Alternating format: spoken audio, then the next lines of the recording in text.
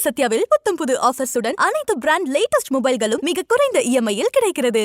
இனி summer holidays கண்ணு கால் GT ஹாலிடேஸ்க்கு பண்ணு. GT holidays, south India's #1 travel brand.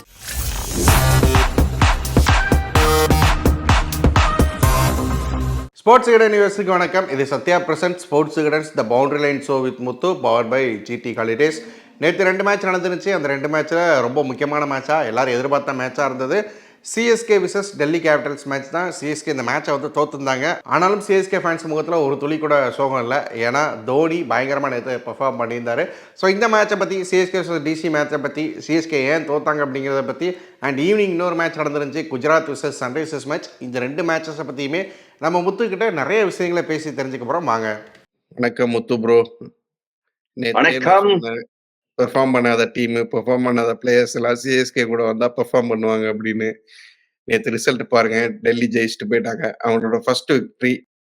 CSK match வந்து, அதாவது ஃபேன்ஸ்லாம் எப்படி ரியாக்ட் பண்றாங்க, என்னமோ மேட்ச் தோத்தோம் அப்படின்றது வந்து சுத்தமா ஃபீல் ஆகாம தோனியை பார்த்துட்டோம் ரியாக்ட் பண்றாங்க. எனக்கு வந்து சோசியல் மீடியா ஃபுல்லா அதனால அச்சா தோனி வந்து விண்டேஜ் தோனியா திரும்ப வந்தாரு. என்ன மாதிரி ஷாட் மேக், அந்த ஆஃப் சைட்ல ஒரு 6 அடிச்சாரு. அப்பா பாத்துக்கிட்டே இருக்கலாம் போல இருந்துச்சு. அந்த பழைய ஸ்டைலு பிளேரோட அந்த பழைய பன்னீர் செல்வமா திரும்ப வந்துட்டாரு எம்எஸ் தோனி. அது பார்க்க பக்காவா இருந்துச்சு. பட் ஸ்டில் ஓவராலா ரிஷப் பண்ணிட்டு அடிக்க விட்டது லாஸ்ட்ல அது பண்ணாம இருந்திருந்தான்னா சிஎஸ்கே வந்து மேட்சே ஜெயிச்சிருக்கலான்ற ஃபீலிங்கும் இருக்கு. இப்போ தோனியை பத்தி தோனியிலேருந்தே ஸ்டார்ட் பண்ணிடலாம். தோனி நேற்று நல்ல ஒரு இன்னிங்ஸ் ஆடி இருந்தாரு. ரொம்ப அவரை எப்போ பேட்டிங் ஆட வருவார்னு எல்லாரும் எக்ஸ்பெக்ட் பண்ணிக்கிட்டு இருந்தாங்க, எதிர்பார்த்துக்கிட்டே இருந்தாங்க. ஒவ்வொரு மேட்சும் இந்த மேட்ச் தான் நடந்துருந்துச்சு. நல்ல அவர் கிட்ட நம்ம ஒரு பிரைம் தோனி கிட்ட என்ன எதிர்பார்ப்போமோ அந்த விஷயம்லாம் நேற்று நடந்துருந்துச்சு. அவரை பார்த்து நிறைய பவுலர்ஸ் எல்லாம் வந்து பயங்கரமா ஒய்டு ஏக்கர் போட்டேன்னு தொடர்ச்சியா ஒய்டு எல்லாம் போட்டுட்டு இருந்தாங்க, அவரை அடிக்க விடாம போடணும்னு சொல்லிட்டு. ஃபீல்டர்ஸ் பதற்றமா இருந்தாங்க, பவுலர்ஸ் பதற்றமா இருந்தாங்க. ஒட்டுமொத்த டெல்லி கேபிட்டல்ஸ் டீமுமே பதற்றமா தான் இருந்துச்சு. தோனி எப்படி இவ்வளவு 40 வயசுலயும் இவ்வளவு பயத்தை கொடுக்குற அளவுக்கு ஒரு ஃபார்ம்ல இருக்கிறது எப்படி? செம்ம பர்ஃபார்மன்ஸ். அதாவது தோனியோட ட்ராக் ரெக்கார்ட் எப்படின்னா, அவர் வந்து வாக்கிங் ஸ்டிக்ல பிட்ச்ல வந்தா கூட போலர்களுக்கு வந்து கொஞ்சம் பேக் ஃபுட்ல தான் இருப்பாங்க. இப்ப கூட இந்த மனுஷனால அடிக்க முடியும்டா, அந்த மாதிரி ஒரு பயம் எப்பவுமே இருக்கும்.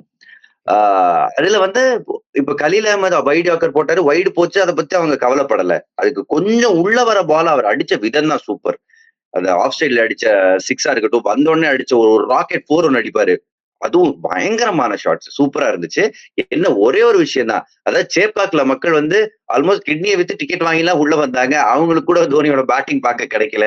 இங்க பார்க்க கிடைச்சிச்சு விசாகப்பட்டினத்துல. ஆக மொத்தம் நம்ம ஊர்ல இல்லைன்னா கூட வெளியூர் போய் பார்க்கலாம். அதுதான் அடுத்து சிஎஸ்கே ஃபேன்ஸ் பண்ணணும் போல. ஸோ ஆல்மோஸ்ட் தோனி வரப்போ டார்கெட் அப்படிங்கிறது ஒரு கட்டத்துக்கு போயிருச்சு. இம்பாசிபிளோ அப்படிங்கிற மாதிரியான ஒரு கட்டத்துக்கு போயிருந்துச்சு. அந்த சமயத்துல என்ன வந்து ஒரு இன்டென்டா இருந்திருக்கும், நம்ம வந்து மேட்சை ஜெயிக்கலாம் அப்படிங்கிற ஒரு இன்டென்டோட ஆடி இருப்பாங்களா, ரன் ரேட் போதும், ரன் ரேட் எப்படியாச்சும் காப்பாத்திக்கலாம் அப்படிங்கிற மாதிரி ஒரு இதோட ஆடி இருப்பாங்களா? இல்ல, லாஸ்ட் 2 ஓவர்ஸ்ல அந்த ஜட்டு ஆடுறப்பே தெரிஞ்சிருச்சு ஜெயிக்கிறதுக்காக போல, முடிஞ்ச அளவு க்ளோஸா போல நெட் ரன் ரேட் சேவ் பண்ணிக்கலான்ற இன்டென்ட் அந்த ஸ்டேஜ்ல இருந்துச்சு. பட் அதுக்கு முன்னாடி மிடில் ஓவர்ஸ்ல அவங்களோட பயங்கரமான போலிங் அங்கேயே சோக் பண்ணிட்டாங்க. மிச்சல் ஆடிக்கிட்டு இருந்த டைம்ல அங்கேயே ஒரு மாதிரி சோக் ஆயிட்டாங்க. அந்த இடம் தான் ரொம்ப கிரிட்டிக்கலா இருந்துச்சு இந்த பர்டிகுலர் கேம்ல. ஏன்னா டார்கெட் உங்களுக்கு ஃபர்ஸ்ட் 190 இருந்திருக்கவே கூடாது. டெல்லி இருந்த நிலைமைக்கு நல்லா புல் பேக் பண்ணாங்க.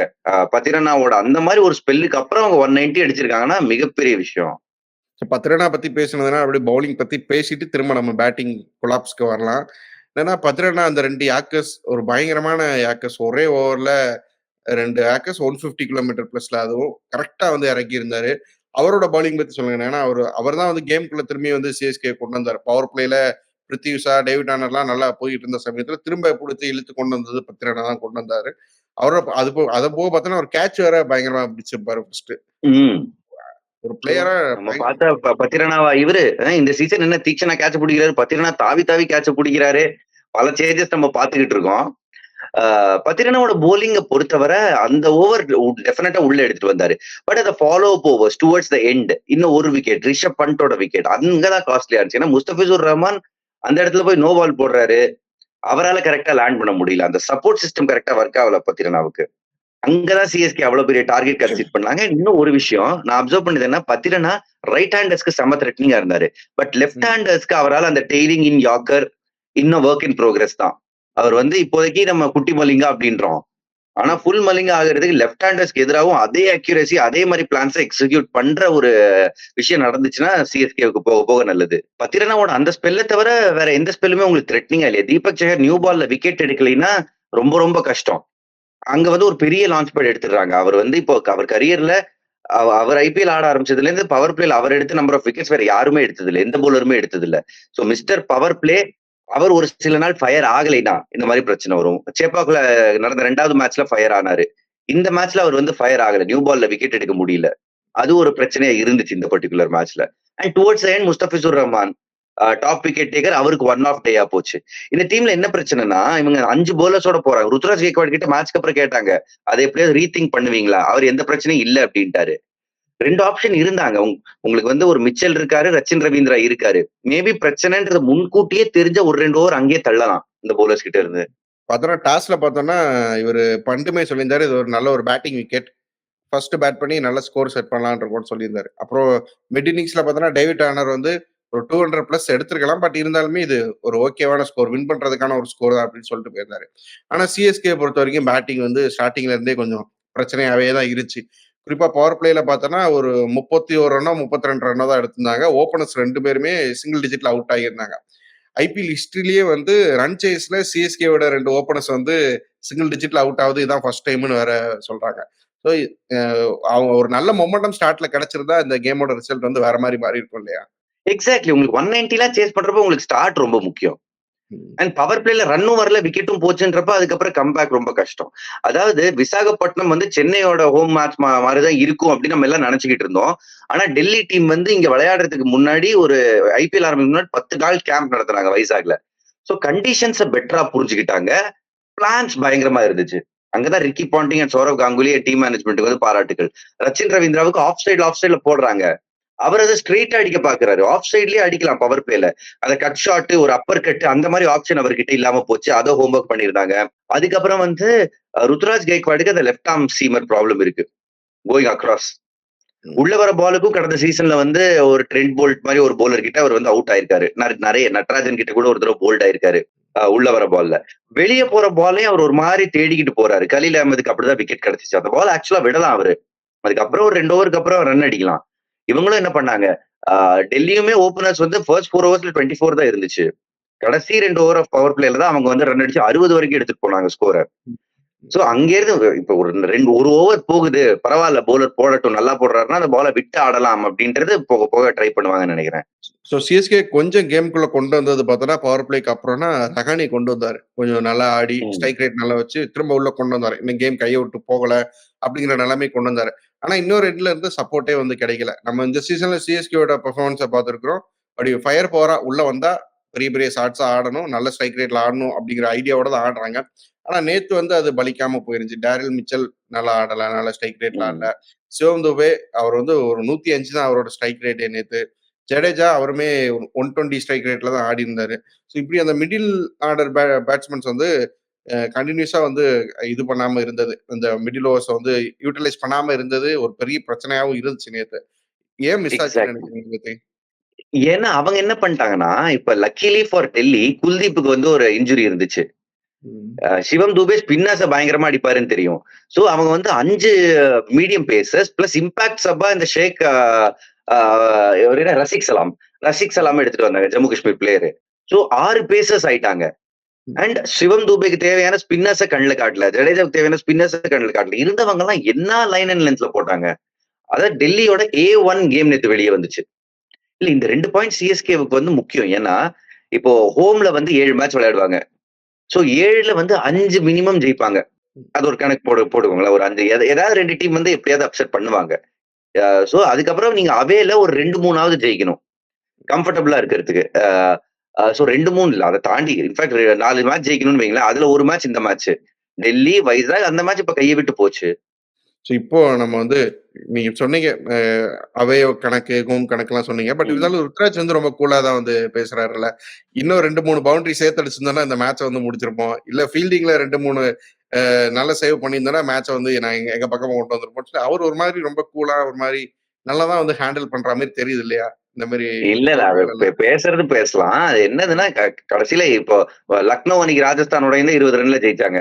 அதுவும் 3 6 ஒரு டபுள் தான் கணக்கு. ம். அது எல்லா மேட்ச்லயும் எல்லா கேப்டனும் சொல்லுவாங்க. இன்ஃபாக்ட் முதல் தோல்வியில ருத்ராஜ் கெய்க்வாடுக்கு ம். ம். போக போக கத்துப்பாரு. அதுல பேசுறப்ப கொஞ்சம் இன்எக்ஸ்பீரியன்ஸ் தெரிஞ்சுச்சு. தெரியுது. தோனிக்கிட்டே வருவோம் திரும்பியும். தோனியோட இன்னிங்ஸ் வந்து நேத்து வந்து பயங்கரமா செலிப்ரேட் பண்ணிக்கிட்டு இருக்கிறாங்க எல்லாருமே. இதுல என்னன்னா 2 விதமான விஷயங்கள் முன்வைக்கப்படுது. நம்ம கொஞ்சம் கிரிட்டிக்கலாவே இத பார்க்கலாம். என்னன்னா, நம்ம வந்து கிரிக்கெட்ட தாண்டி ஒரு தனி மனுஷர வந்து இவ்ளோ பெருசா வந்தா கொண்டாடுறோம். அவர் இல்ல அப்டின்னா இந்த கேம வந்து இந்த கூட்டம் இவ்ளோ கொண்டாடுவாங்களா? அந்த மாரியான கொஸ்டின்ஸ்லாம் வைக்கப்படுதுல்ல. ஸோ கிரிக்கெட்டுக்கு ஒரு ஒரு தனியா இண்டிவிஜுவல் ஒருத்தர் இந்த மாரி ஒரு சூப்பர் ஹீரோ ஒருத்தர் தேவையா எப்பவும்? இல்ல வந்து அந்த தனிப்பட்ட நபர்கள தாண்டி கிரிக்கெட் தான் எப்பவும் வந்து பெருசா இருக்கணும்னு நினைக்கிறீங்களா? இல்ல நம்ம இந்தியன் கல்ச்சர்ல எப்பவுமே இந்த ஹீரோ வொர்ஷிப் ரொம்ப ரொம்ப அதிகம். அஸ்வின் கூட ரீசெண்டா சொல்லியிருந்தாரு, நம்ம வந்து இந்த சினிமா கல்ச்சர்ல இருந்து அப்படியே கிரிக்கெட்ட பார்க்கிறோம் அப்படின்னு. உண்மைதான். ஒரு அளவுக்கு வந்து அவர் சொன்னது 100% உண்மைதான். சோ ஒரு ஒரு ஹீரோ நமக்கு பிடிச்சு போச்சுன்னா, நம்ம வந்து அவங்க என்ன படமா இருந்தாலும் நம்ம அத பார்ப்போம். ஆ வேற ஹீரோவோட ஃபேன் கிட்ட நம்ம வந்து முட்டு குடுப்போம். எங்க ஹீரோ படம் தான் பெருசு. அதே கல்ச்சர் தான் இதுலயும். So MS. தோனி அந்த மாரி ஒரு பிராண்ட் அம்பாசிடரா இருக்காரு for lots and lots of people. ம். அவங்க அப்படிதான் வந்து பேச சொல்லுவாங்க. But end of the day இந்த ஸ்போர்ட்ட வந்து இவ்வளவு வருஷமா பார்த்திருக்கோங்க ஸ்ரீராம். கடைசியில ம். Sport is bigger. என்ன ஜீரணிக்க ஒரு 2 வருஷம் டிரான்சிஷன் ஆகும்.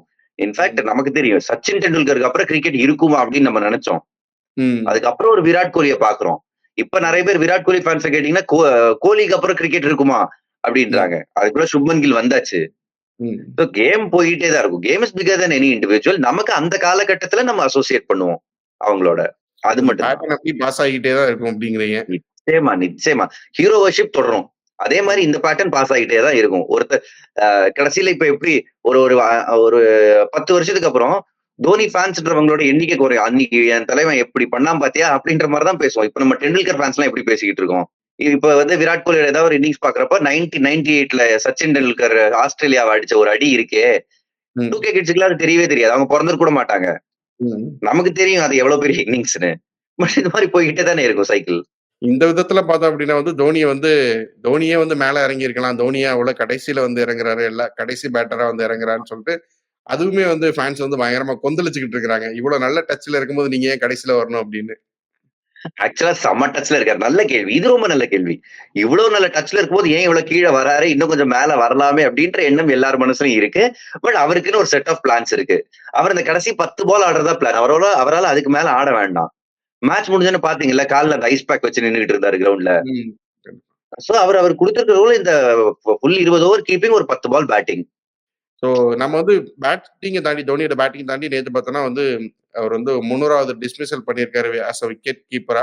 இந்த சீசன்ல இதுக்கு முன்னாடியுமே ஒரு கேட்ச் பயங்கரமா வந்து பிடிச்சு பார்த்தா சேப்பாக்ல வச்சு பயங்கரமா தாவி. Dhoni as a wicket keeper நம்ம நிறைய பேசலையோ. தோனி ஆஸ் அ ஃபினிஷரா நிறைய பேசியிருக்கோம். ஆஸ் அ கேப்டனா நிறைய பேசியிருக்கோம்.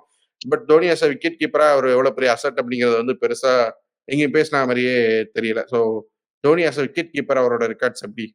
ஒரு பயங்கரமான கீப்பருங்க. அதாவது MS. Dhoni two fast bowlers ரொம்ப தாவி தாவிலாம் நம்ம பார்க்க மாட்டோம். இந்த ஸ்டன்னிங் கேட்ச் தினேஷ் கார்த்திக் ஒரு சில இத புடிச்ச ஞாபகம் இருக்கு எனக்கு.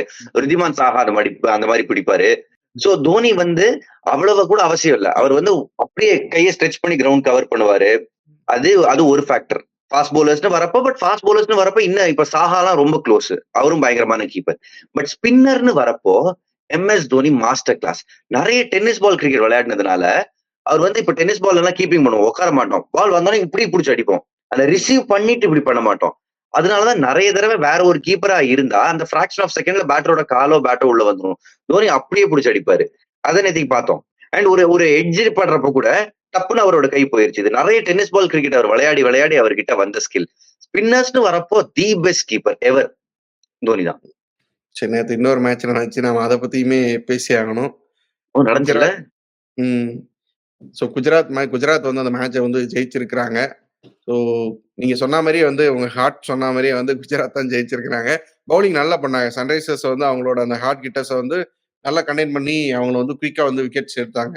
ஸோ அவங்களோட பவுலிங் தான் நேத்து வந்து மேட்ச வின் பண்ணி குடுத்துச்சுன்னே நம்ம எடுத்துக்கலாம். ஸோ குஜராத்தோட பெர்ஃபார்மன்ஸ் சன்ரைசர்ஸ் வந்து அவங்களோட ஹார்ட் ஹிட்டர்ஸ் அடிக்காம போனா அவங்க எப்படி தோப்பாங்க அப்படிங்கிறத நம்ம நேத்து பார்த்தோம். எப்படி இருந்துச்சு? நிச்சயமா. அவங்க வந்து இந்த ஹைதராபாத் பிட்ச வந்து ஜோப்ல எடுத்துட்டு தான் ஒவ்வொரு கிரவுண்டுக்கும் போகணும்னு நினைக்கிறேன். ஏன்னா அந்த கிரவுண்ட்ல ஆடுற மாரியே எல்லாரும் அடிக்க பார்த்தாங்களே. ராஷித் கான் வராரு, அவர சுழட்ட பாக்குறாங்க. நூர் அஹ்மத் வந்து டிராவல் சைடு ஆடின ஷாட் ஒரு ஷாட்டாங்க. ஃபர்ஸ்ட் பால் நேரா அடிச்சப்போ ஆல்மோஸ்ட் ஒரு காட்டன் போல்டு. அதே ஓவர்ல கால் எங்கேயோ இருக்கு, பேட் எங்கேயோ இருக்கு, கண்ணை மூடிட்டு சுத்தின மாதிரி இருந்துச்சு. ஸோ ஒருத்தர் அங்க காலி. அதுக்கப்புறம் வந்து ஹென்ரிக் கிளாசர் அது நடக்கிறது அகைன்ஸ்ட் ராஷித் கான். பால் அவர் ஜோன்ல இருக்குன்னு நினைச்சாரு. Rashid Khan brilliant bowling. அவர் அப் டு த சேலஞ்ச் இருந்தாரு அவரோட பழைய டீமுக்கு எதிரா. அந்த அந்த ஃபேஸ்ல வந்து அங்கதான் முடிச்சாங்க.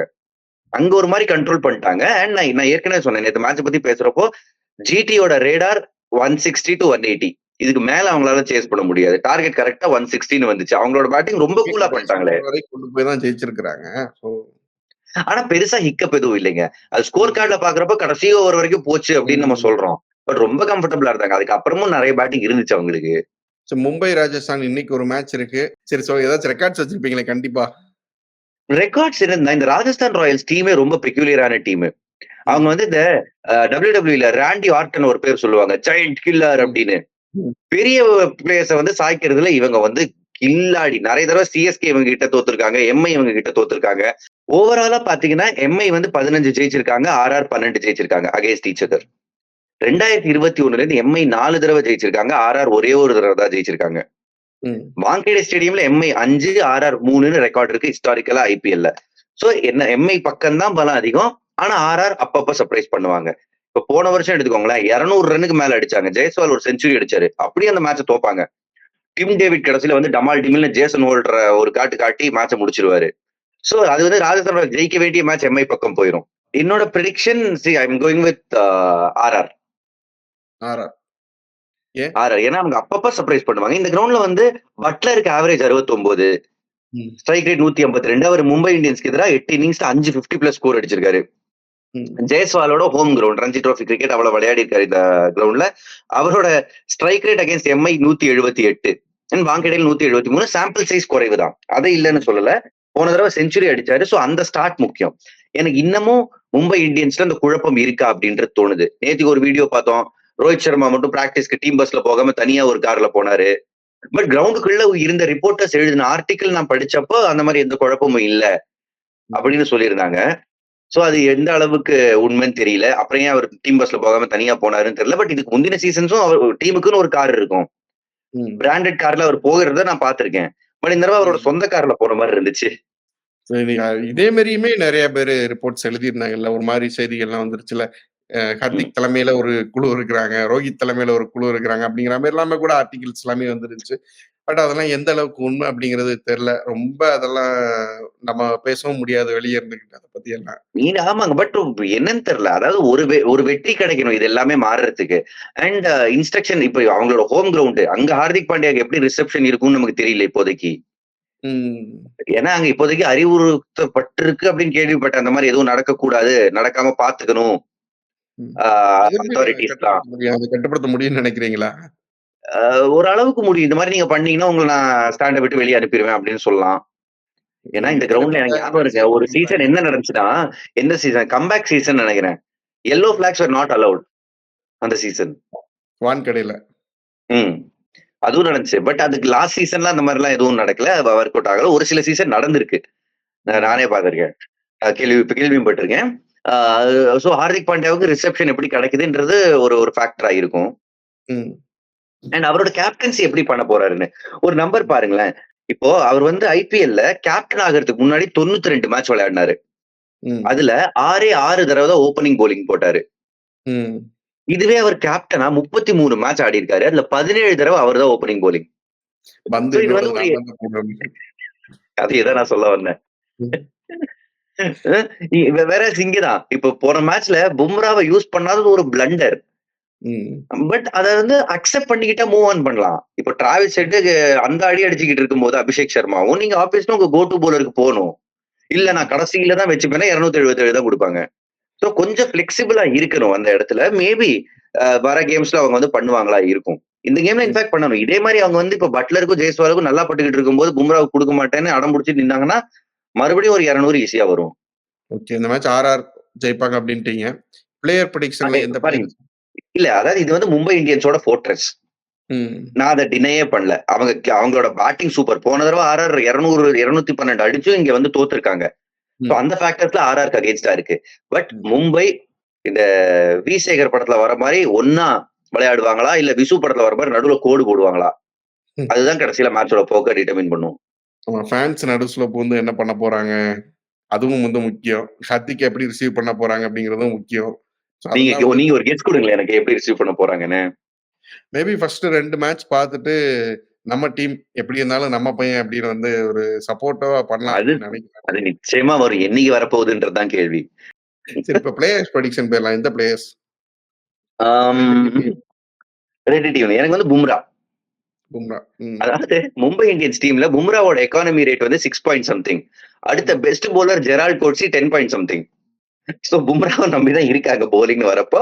பும்ரா இன்னொரு ஒரு பேர் கொடுக்கணும்னா எனக்கு பியூஷ் சாவ்லா. ஏன் தெரியல, பியூஷ் சாவ்லா. ஏன்னா அடிக்க பார்ப்பாங்க ஆர்ஆர். அப்போ ஒரு 2 விக்கெட் போக வாய்ப்பு இருக்கு. இந்த பக்கம் ஆர்ஆர்ல ஜெயிக்கிற டீம்ல ஜெய்ஸ்வால். ஜெய்ஸ்வால். ஜெய்ஸ்வால், பட்லர். ஆமா. அண்ட் அஸ்வின் வந்து இந்த மாதிரி பிக் மேட்சஸ்க்காக காத்துக்கிட்டு இருப்பாரு. எனக்கு அவர் பேரையும் சேர்த்துக்கணும். So I Jaiswal and Ashwin. பாப்போங்க ஏதாச்சும் நடக்குதான்னு பாப்போம். ஓகேங்க ஸ்ரீராம், பாப்போம். காலத்துக்கு ஏத்த மாதிரி ட்ரெண்ட் மாறும்போது உங்க மொபைல் மட்டும் பழசா இருந்தா எப்படி? லேட்டஸ்ட் மொபைல் வாங்கி ட்ரெண்டுக்கு வாங்க. குறைந்த இஎம்ஐ ஆப்ஷனுடன் உங்கள் சத்யாவில் இப்போது நீங்கள் விரும்பி வாங்கும் அனைத்து பிராண்டட் மொபைலுடன் கூடவே நான்ஸ்டிக் டவர் காம்போ கிஃப்டையும் அள்ளிச் செல்லுங்கள்.